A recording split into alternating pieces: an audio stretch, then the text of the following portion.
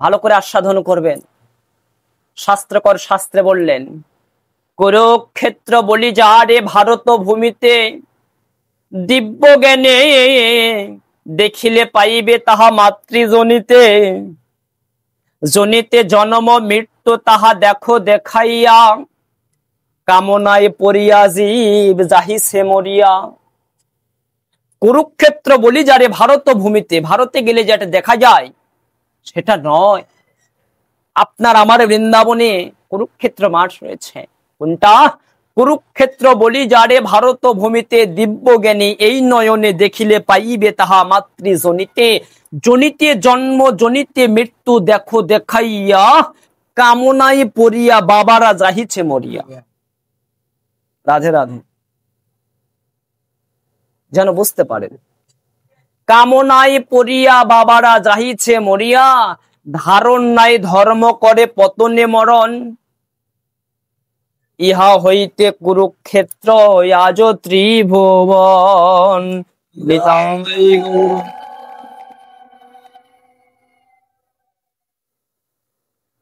বাবা, ধারণ নেই ধর্ম করছি হবে না। আগে ধারণ করতে হবে, ঈশ্বর সত্তাগুলোকে ধারণ করতে হবে। ইহা ব্যতীত হবে না বাবা। নিয়মটা মানবেন কোথা থেকে? গুরুদেবের কাছ থেকে নিয়ম না নিলে কিভাবে মানবো বাবা?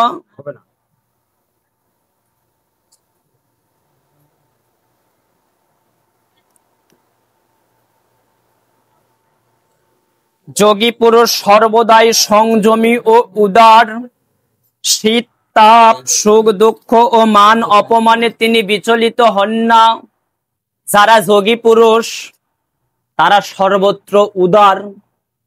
কি শীত কি তাপ মান অপমানে তারা বিচলিত হন না। এটা হলো ভক্তের লক্ষণ, ভালো করে বুঝবেন। আপনি তিলক নিয়েছেন, হঠাৎ করে আপনাকে একটা কটু কথা বলতে পারে, কেন? সে জানে না তাই বলেছে। সে যদি জানতো এ কথা কিন্তু বলতো না।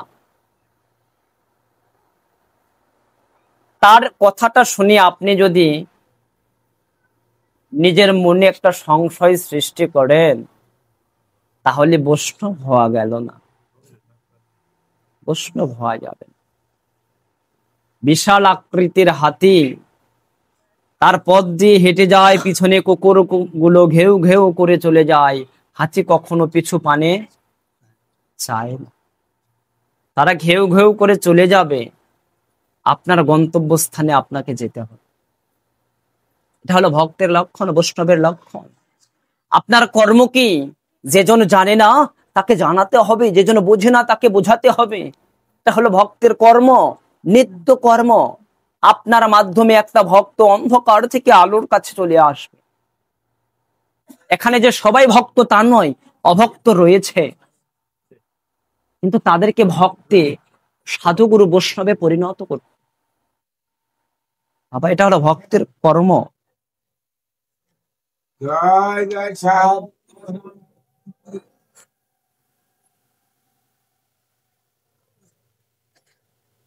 যোগী ব্যক্তির মন জ্ঞান বিজ্ঞানে পরিতৃপ্ত থাকে, তাই তিনি স্বর্ণ ও লস্ত্রকে সমজ্ঞান করেন। যোগী পুরুষ জ্ঞান বিজ্ঞানে পরিতৃপ্ত থাকেন, তাই তিনি স্বর্ণ এবং লস্ত্রকে সমজ্ঞান করেন। সোনা এবং লোহাকে সমজ্ঞান করে কয়জন আছে বাবা? কয়জন আছে? আছে। আমাদের বোঝার ভুল, অনেকে আছে। প্রত্যেকটা গুরুদেব রয়েছে এবং শিষ্যও রয়েছে, বুঝতে হবে। জাগতিক জগতের কোনো সোনা নয়, এই জড়ীয় জাগতিক জগতের কোনো লোহা নয় বাবা। কোন সোনা কোন লোহার কথা বললেন? কোন সোনা কোন লোহা আছে? আমাদের মধ্যেই রয়েছে কতগুলো স্বর্ণ, কতগুলো লোহা। এগুলো বুঝে নিতে হবে। ভক্তের মধ্যে সোনা এবং লোহা রয়েছে। একটু ইঙ্গিত দিয়ে যাই।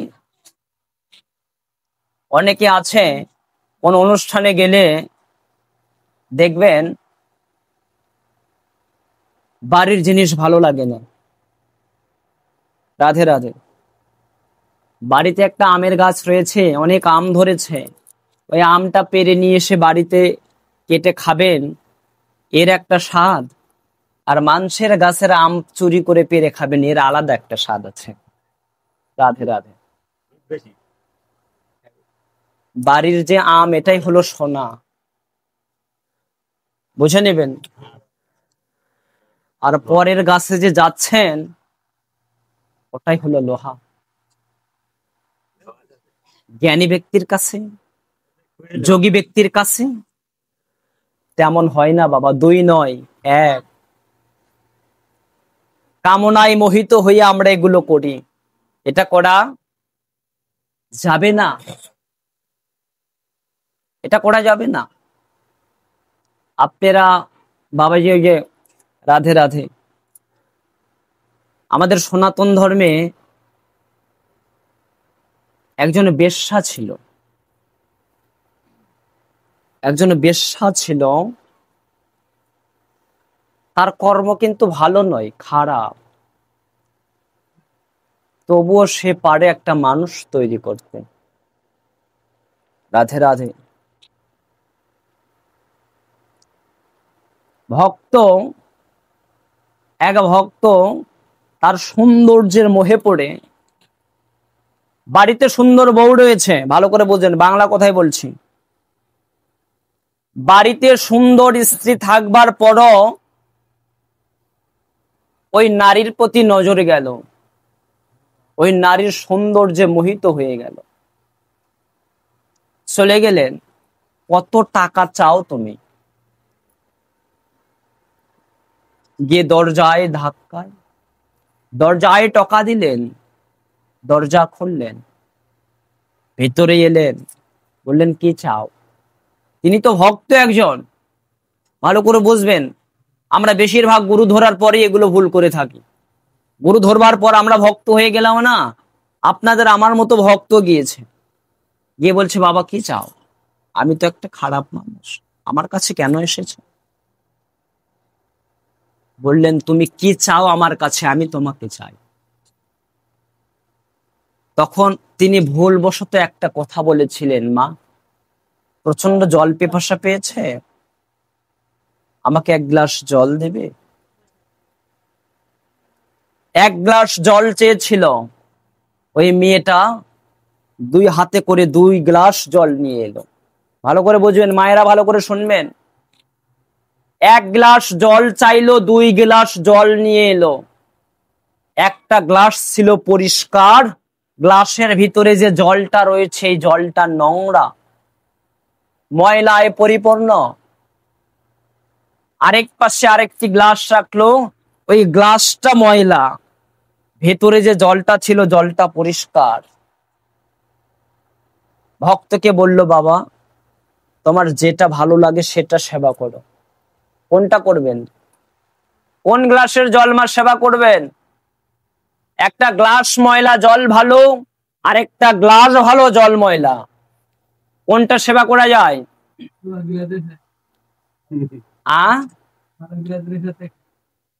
যেটা ভালো গিলাস সেটার জল হলো ময়লা,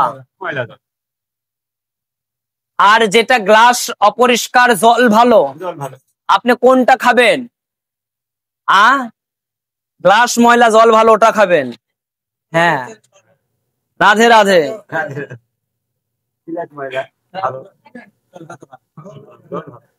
এই সিদ্ধান্ত নিয়ে ভক্তটা কি করলো, যে গ্লাসটা ময়লা সেই গ্লাসটা ধরলো, ধরে জল সেবা করলো। আপনি তো আর গ্লাস খাবেন না, আমরা খাবো জল। যেই মাত্র জল সেবা করে রাখলো, ভক্তকে ওই নারী বলল তুমি এই গ্লাসের জল না খেয়ে এটা কেন খেলে? বলল ওই গ্লাসটা পরিষ্কার, কিন্তু ভেতরে যে জলটা রয়েছে নোংরা, ওটা তো সেবা করা যাবে না। এটা গ্লাসটা অপরিষ্কার, কিন্তু ভেতরে যে জলটা রয়েছে সেটা ভালো, এজন্য আমি সেবা করেছি। ওই মেয়েটা বলল বাবা ঠিক তোমার মতোই, একটু চিন্তা ভাবনা করে দেখো, আমার এই ওপরের গ্লাসটা সুন্দর, আমার এই দেহ গ্লাসটা সুন্দর, কিন্তু আমার এই দেহের ভিতরে জলগুলো রয়েছে নোংরা, পোকায় কীট পতঙ্গে জর্জরিত। তুমি বাড়িতে যাও, বাড়িতে গিয়ে দেখো তোমার ঘরের ঘরণী যিনি তিনি অপরিষ্কার হতে পারে, দেখতে সুন্দর নাও হতে পারে, তার মধ্যে যে জলটা ভগবান রেখেছে সেই জলটা কিন্তু পরিষ্কার।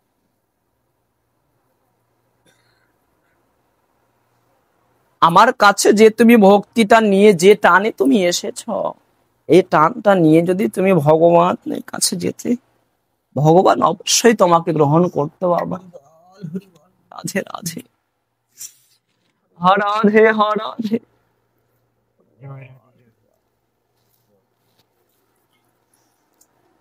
বাবা এজন্য কখনো কামনায় মোহিত হওয়া যাবে না, যার যেটা আছে তাকে নিয়ে কর্ম করতে হবে। প্রথমেই বললাম নারী সামান্য জিনিস নয়, নারীর কাছে পুরুষের সাধন ভজন শিখিতে হয়। একটা নারীর কাছে সমস্ত শক্তি, সাধনার শক্তি দিয়ে রেখেছে বাবা।